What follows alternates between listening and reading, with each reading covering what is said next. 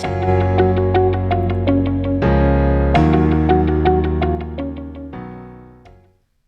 everyone and welcome back to another video here on Sam's Crafty Castle.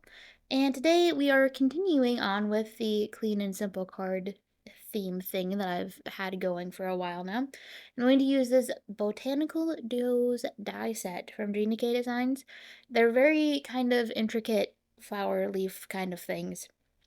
And I wanted to try to turn them into a background.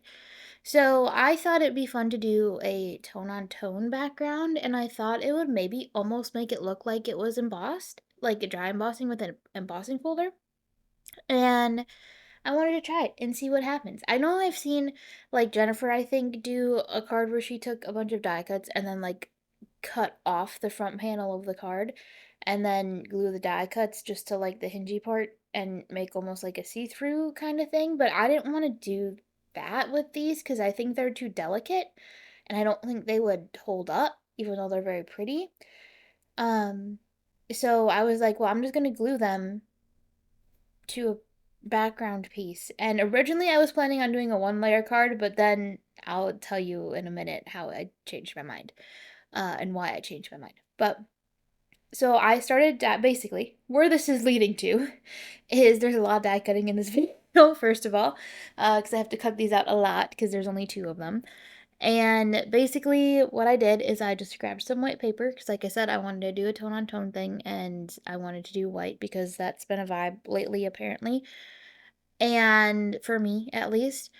And so I'm just cutting them out. I just have a bunch of these pre-cut panels. I think I've mentioned this on the channel before where I keep panels cut A2 size of certain cardstocks. I have Genie K Designs Black Onyx, I have watercolor paper, I have Genie K Designs heavyweight paper, and I have Genie K Designs layering weight paper that I keep heavyweight weight, I should specify, because all her colors are heavyweight pretty much. But I keep them cut in A2 panels for stuff like this. It makes it really easy to just grab one and die cut it, and I don't have to cut it down, although I am out of the layering weight panels right now, so I need to cut some more.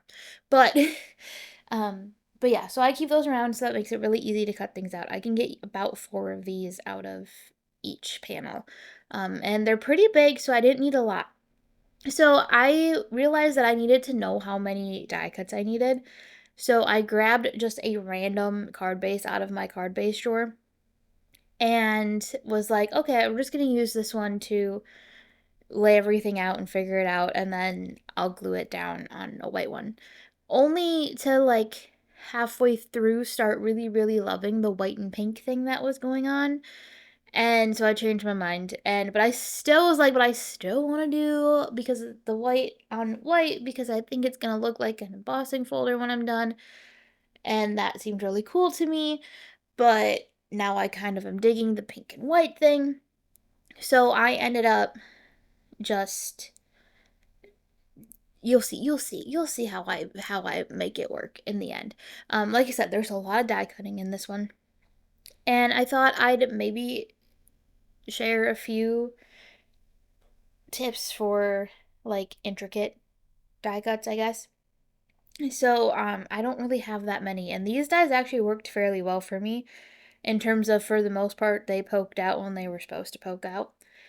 So I always start with just making sure I poke out all the holes on the back of the die. Most dies will have like holes so you can stick your pokey tool through them. The other thing I do sometimes, these ones would have been a bad choice because you can see in the bowl there how many little pieces there are, but if it's bigger chunk, like an intricate die that has bigger empty chunks, I don't know how to explain it. I don't That's not right. But like if we poke it out and bigger chunks of paper come out and not those little tiny pieces of paper like I have there, sometimes I will just take it and like repeatedly drop it on my table until the die pops out and all the little pieces pop out. I'm also not gonna lie, at times very bad about actually like cleaning out my dies, if you will, and getting all the little pieces out. Sometimes if the main image pops out, I just leave the little pieces in there, which is actually really bad. You shouldn't do that, but I don't always clean my brushes and stuff either. So, I think it's depends on what kind of mood I'm in. This one I knew I had to use the dyes repeatedly, so I was a little bit better about cleaning them out. But more than once, I've just used it once and been like, I'll catch that. I'll poke that little piece out later, and then not done it. And then when I go to use it the next time, it's still in there, and then I go, now I don't care. It's just use it anyway. That's not very good for your dyes. You shouldn't do that. It's, do as I say, not as I do kind of thing. But this actually took a lot less die cutting than I expected, which is why normally I would not leave the die cutting in the video just because my Gemini cord is not long enough to reach to my filming area, so I can't really show you. Although I have been thinking about getting a new manual die cutter. I have 2 Cuddlebugs, but I'm like terrified to use them because eventually the plates are gonna go bad, and then what am I gonna do? And so at this point, they're almost more just decorations in my craft room than anything. Um, but I am thinking about getting, oh, press and seal. I wanted to talk about this. This is the first time I've ever used press and seal in my card making. How long has that been a trend? How long have people been doing that? I feel like it's been like at least 10 years. But I finally did it. I finally bought some. And it's not like I don't even have a good reason because it's not even like, oh, I don't have access to it. Like my grocery store sells it. I could have had it and I just didn't, and I finally bought some. And even more than that, I finally used it in my craft room. And it actually does work fairly well. This part also is kind of a fail, so I'm just going to talk about that quick and then we can go back to talking about die cut machines. I got lazy. That's the problem. And decided I did not want to use the liquid glue. Also, I don't like liquid glue. I don't know if I've mentioned that before, but liquid glue is not my jam. I have it cuz sometimes you need it, but I don't like it. And I also I'm out of tape runners right now. I need to order more. That's a side note. And so I decided to use the Simon Says Stamp micro dot adhesive, thinking that would work, not thinking about the fact that these die cuts are kind of layered. And you can see I went back to the white so I could cut down a panel to be slightly smaller than my A2 card. And then I just am sticking the die cuts to the panel. That's what's happening. So I now I lost my train of thought. It totally left. Oh, liquid glue. Thank you. So I used the micro dots to glue it down. And that wasn't great, honestly. I should have just used the liquid glue. I should have just sucked it up and done it, but I didn't want to. So I have to end up going back and glue a few pieces down because there are a lot of pieces that overlap. So there were some that never even got glue on them, and some spots that just needed a little extra something to hold them down because of overlaps and things like that. And I should have just put the liquid glue because I could have dealt with that in the process. So, oh well. Sometimes it doesn't work out as well as I hoped, but that's okay. So then once I'm done, because I have flowers and leaves and things hanging over the edge, I'm going to see. It's really hard just for you guys to see what's going on camera. I was worried about that, but that's okay. I just cut off the extra stuff that hangs over the edge, because that's not what we're going for today. Sometimes that's what you're going for, but not today. And so I just trimmed off all of the extra little bits and threw them in the bowl with the rest of the paper scraps. There we go, that was better. You could see it. And then I have this really fun tone-on-tone die cut background that I think is really cool. Then this became a process of figuring out what I wanted to do for the greeting. I thought I wanted to like stamp something, and then I changed my mind and remembered I had these Radiant Rose poly-glaze sheets, the Radiant Rose greetings, I should say.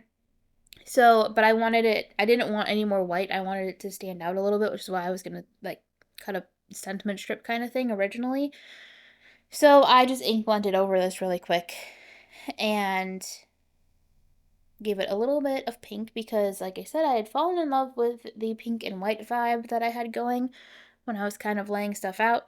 So I decided to just use that card base and then put it on the pink card base. And like I said, I'm out of tape runner. So we're going to double stick tape everything down because that's all I have. And the really embarrassing part is, I mean, I'm pretty far ahead on videos right now, so you're not going to see this for a long time. So hopefully I've already replace the tape runner, but when I filmed this, I'd already been out of tape runner for 2 weeks and I still hadn't gotten more.